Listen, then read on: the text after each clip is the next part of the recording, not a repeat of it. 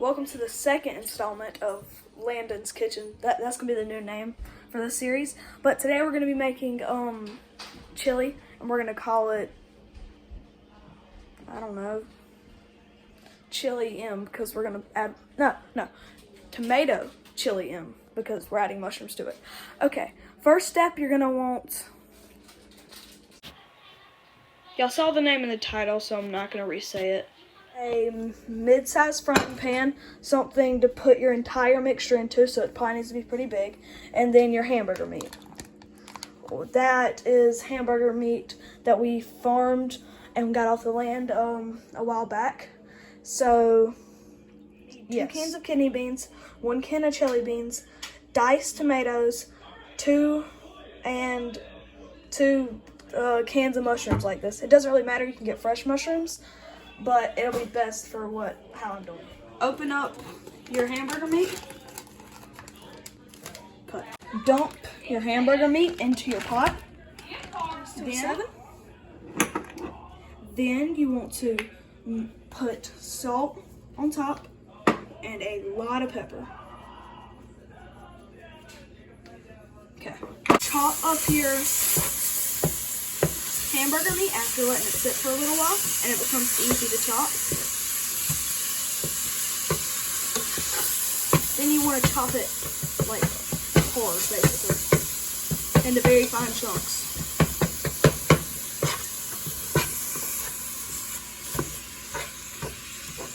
Flip it over until you start to see a whole lot more brown. You chopped earlier, you want to let it sit for a few more minutes and then chop it up again until it starts to look like this. My mom was doing it off camera, but yeah. Worcestershire sauce, steak sauce, pepper, and salt. For fresh mushrooms, but if you have a jar of mushrooms, you want to pour out your water. And make sure you get out none of your mushrooms because you're going to need that. I'm going to go ahead and do the second can on camera. Your 2 things of mushrooms into a bowl.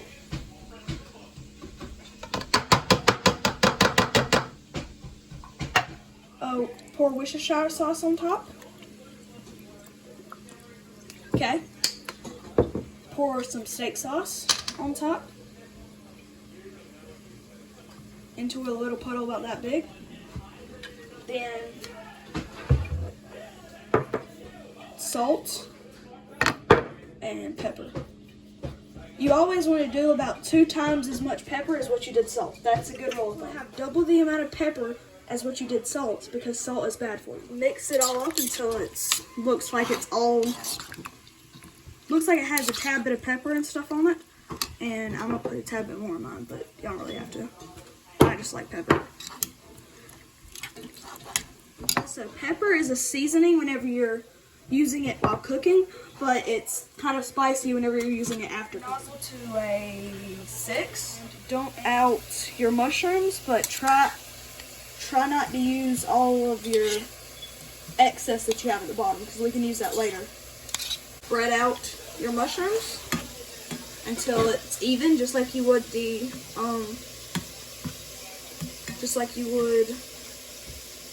my brain's not working. Just like you did the hamburger earlier, or the burger, I guess. Okay.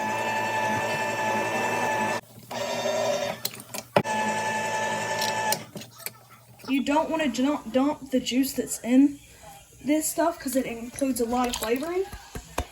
But yeah, first can.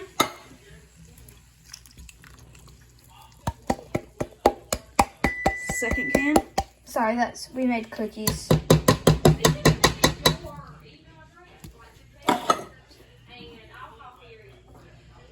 Third can, fourth can.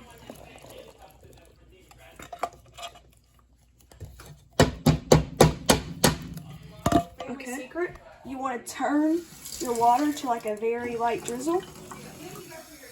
And then you want to go all the way around the can so you can get all the excess stuff. And then you kind of want to, don't know what this is called, but like spin it around basically inside your hand. Flip it over after letting it sit for a few minutes. And then take your excess and dump it into here, because yet again we will use this later to top your mushrooms. Another thing mushrooms that come out of a can usually take way longer to cook than what mushrooms not out of a can. I don't know, just Fresh mushrooms. yeah. After letting it sit for like 10 minutes, you want to add your hot sauce in there. And I'm not going to add too much, That's a lot. but remember there's a lot in there. You know, I'm not going to add too much because not everybody in my family likes it. Okay, whenever you're taking it back up and you realize that it's starting to get stick to the pan, so we're just going to add a tad bit in. That's exactly why we saved it. First, we're going to get all of it unstuck though. I love that kind of cookie. In there. Once it starts to get stuck again.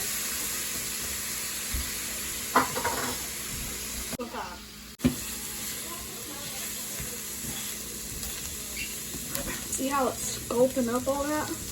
That's gonna be good now. Gotta make sure all of it gets it though. Okay? Mushrooms start to look dried out. You want to turn it down to like a 3 and just keep them on a constant cycle of turning. I forgot to say this in the video, but turn it up to a 10 after a while. Hard boil.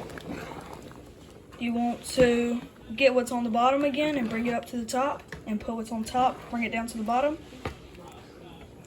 and let it get down to a hard boil once or twice. Do the same thing, and then it should be done. Well, it keeps boiling, but give it like 5 minutes, maybe not even that, like 1, 2. I don't know. It's probably already done. You know, let's just go ahead and turn off the heat. The heat's turned off. Move it from the eye. And just don't touch it. Hot stuff goes burn, burn. Let it sit off the eye for a few minutes, like 5, and then it's good to serve. Overall, pretty good. I'd just say that throughout the process, you need to add some more seasoning in there, because by the end, mine tasted kind of plain.